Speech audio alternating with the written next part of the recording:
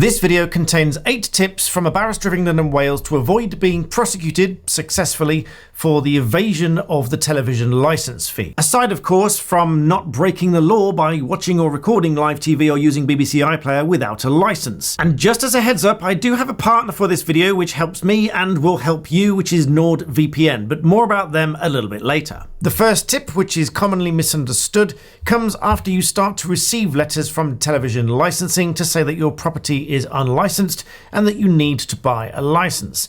The first tip being that you do not have to answer these letters. There is no legal obligation upon you to respond to these letters in any way whatsoever. Whilst the letters will invite you to make a declaration that no license is needed, and many people have had success doing that and they don't get any more letters for the next 2 years or so, bear in mind that if you are particularly stubborn in nature, you do not have to respond to these letters and there is no legal obligation for you to make this declaration that you don't need a license. The next tip on this ever increasing scale of seriousness in the actions on and behalf of TV licensing is that you do not have to invite these agents into your house if and whenever they turn up. Unless in the situation that they have a warrant, but more about that a little bit later. They might give you a date, they might not give you a date. They might turn up on the date that they've given you, they might just turn up out of the blue. Either which way, you are under no legal obligation to invite them into your house, whether that be for a cup of tea or coffee, or as they might like to do so, to inspect your television equipment. Assuming you have any, of course. Tip number 3, assuming you've listened to tip number 2 and you didn't invite these agents into your house, this one is along the same lines but relatively simple. You do not even have to talk to these agents. Now, whilst I am a fan of being communicative, obviously, and polite in all manner and respects wherever possible, if you do talk to these agents, they will be very skilled at getting you in conversation, much like a supermarket teller. They will try to get you in the conversation and, at the very least, try to slip up some useful nuggets of information that then they can, believe it or not, turn and use against you in some kind of proof that they will chalk it up to be that you are somehow in contravention of the Communications Act and in need of a TV license. Lo and behold, on the other hand, and much to the disapproval of said TV license agent, you do not have to talk to them at all. Now, speaking of keeping your affairs private, I have a solution to help you keep all of your online activity completely private, which would make it even more difficult for TV licensing to falsely prosecute you for not having a TV license. You might remember I have a partner for this video, which is NordVPN. Now, when you go online, different websites will track you and trace you with cookies or your IP address, and I've even had emails to me before I was using NordVPN to say that they've found out who I am. They emailed me, my wife, and even my clerk to say that they know I've been on their website and they're trying to offer me furniture. Now, that was a little bit creepy to say the least, but all of this can stop, and you can stop worrying about being falsely prosecuted for not having a TV license if there are no logs and no trace of what you are doing online. So what is a VPN and how does NordVPN help you? A VPN is a virtual private network, meaning instead of your own network being detectable and traceable, when you connect through a VPN such as NordVPN, which is a reliable VPN, which I've used for many years now, it will encrypt your internet traffic, meaning it can't simply be read by any third party that's intercepting that traffic, and it doesn't retain any logs of what you are doing and which sites you are visiting. Whilst they might be able to determine that you are using a VPN, even the government might know that you are using a VPN, but they are very unlikely to be able to tell what websites you're visiting and what you are doing online. Now, as I've said in previous videos, lots of people worry that you're going to get prosecuted by TV licensing even though you don't need a TV license and you don't watch or record live TV and so on. But as I also said in this video, making it more difficult for them in the first place is one way to deter them from falsely chasing you when you don't really need a license. NordVPN will do exactly that. As I said, it gives you a different IP address either from the UK or from any other country. And of course, it masks your own true IP address, and there are no logs and no trace of what you are doing online. NordVPN is easily installed on all of your devices with a single login, and with my link, which is on screen and in the description below, you will get 4 additional months and a 30-day money-back guarantee if you choose not to proceed with the service. But for just over a couple of pounds a month, I personally think it's very well worth it. I pay this myself, and I have done for a long time. And if, like me, you don't watch or record live TV and you want a wider choice of things to watch, NordVPN will allow you to access the international range of programs on, say, Netflix, because you can change your IP address to one in the United States, and then when you log into Netflix, it will give you the choice of programs available in the United States. Not only that, it offers an all-round online security and privacy solution. So check out my link on the screen and in the description below, grab yourself a bargain, and this will help you to maintain your privacy online. Now, back to the video. Continuing to climb these stairs of seriousness with no elevator in sight, the next tip, number 4, is do not sign any forms that these agents present you with at your door. Once again, believe it or not, you are under no obligation to sign any form with which you are presented. Now, there's a very important reason for this, but it comes along with a caveat. The caveat is that I just read it somewhere and don't know it for a fact.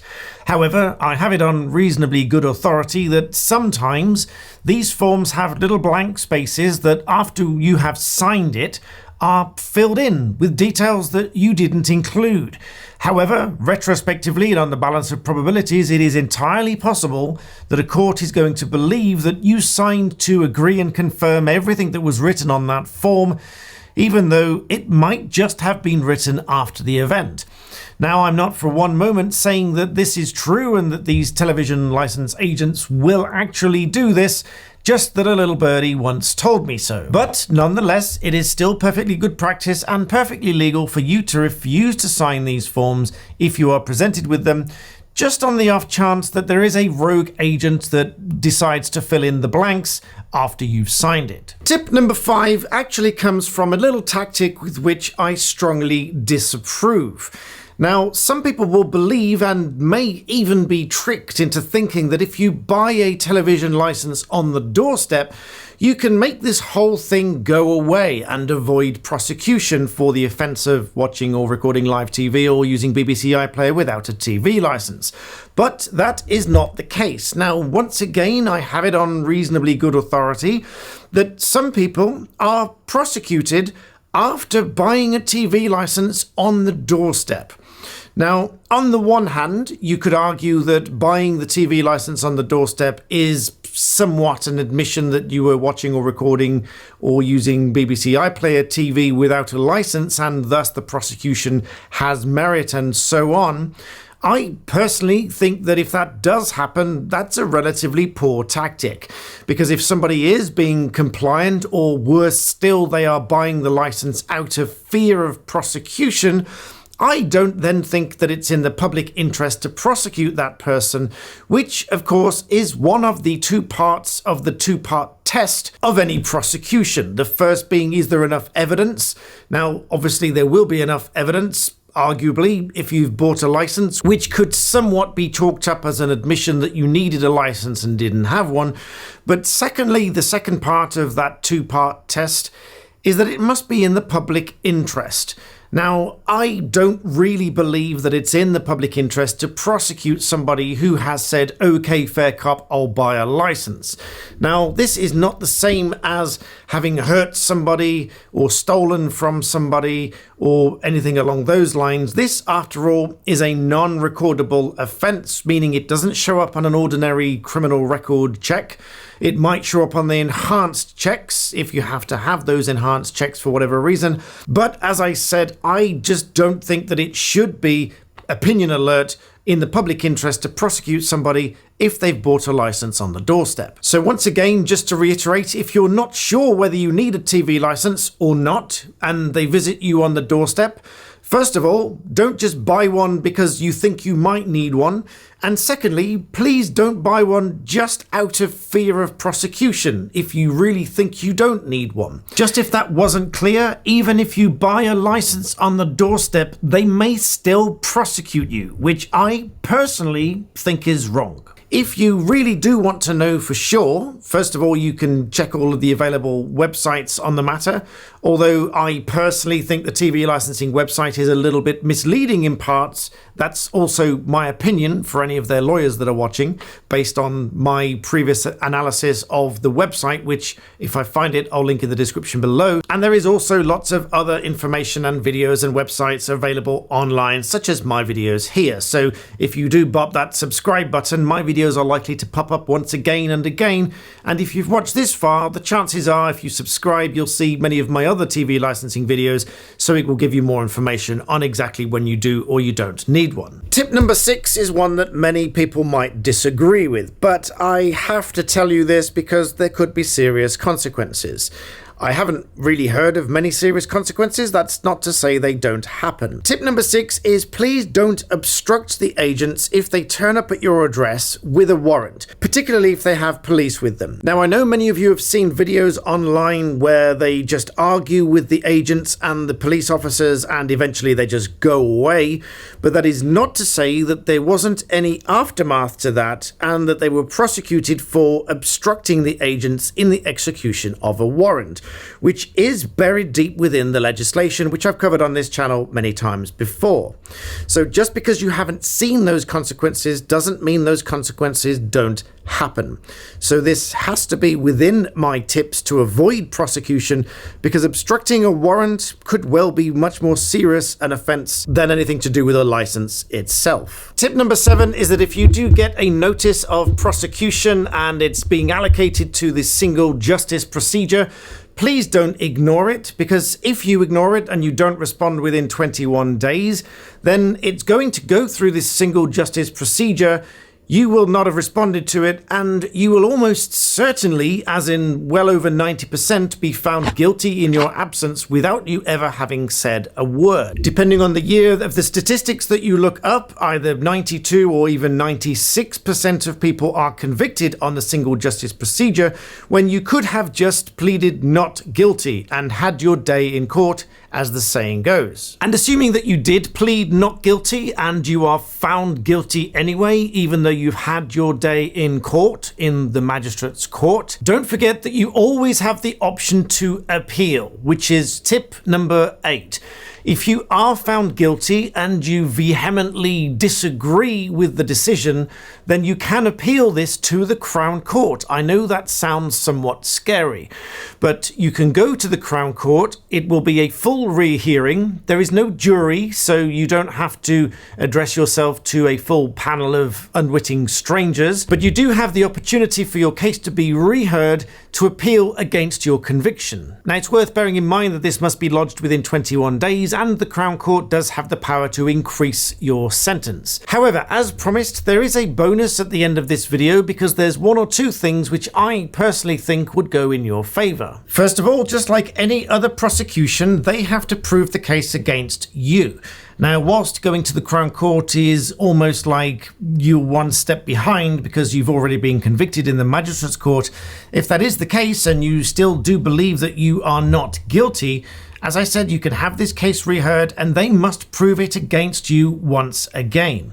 Now, you only have to raise a reasonable doubt. They have to prove the case so that the judge in the Magistrates' Court hearing an appeal is sure that you are guilty of this offence. And of course, they must bring the evidence. They must have the evidence against you that proves you were watching or recording live TV or using BBC iPlayer without a licence. Now, as I said earlier, thinking back to when they're asking you questions on the doorstep and you refuse to answer, they may even chalk this up as an interview. And according to TV Licence, they have regard to the codes of PACE. These are the codes of practice that the police should adhere to when they are interviewing and they are conducting themselves. However, contrasting this, what they might call an interview with the police, With that sort of interview with the police, you would have full access to a copy of the PACE codes so you can review them, and you would have access to free legal advice. Although don't confuse that with having legal aid to represent your case, because you're not likely to get legal aid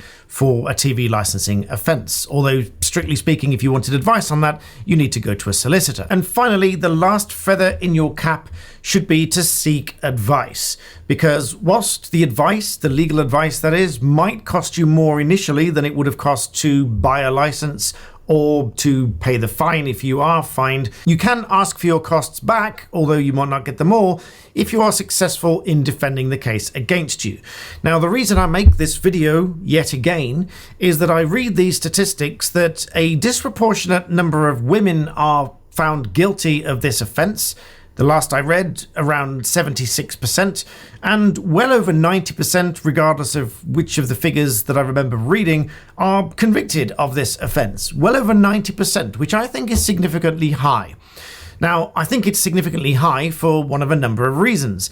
Most people that are convicted of this offence are by the single justice procedure, and I suspect that a great many of those just don't respond to it. In other words, they will then be found guilty in their absence and not even have had the opportunity to make their own remarks in court. And finally, I think a good chunk of the remainder are simply pleading guilty out of fear of being found guilty, or out of the desire not to go through this criminal procedure, which ultimately it is. It is a criminal justice procedure, even though it is a non-recordable offence. So I hope you found those tips interesting. Please do share them with somebody that you think might find them useful. Make sure you do like the video and subscribe. That really does help my channel grow, and I'm very grateful for that. And as always, thank you for watching.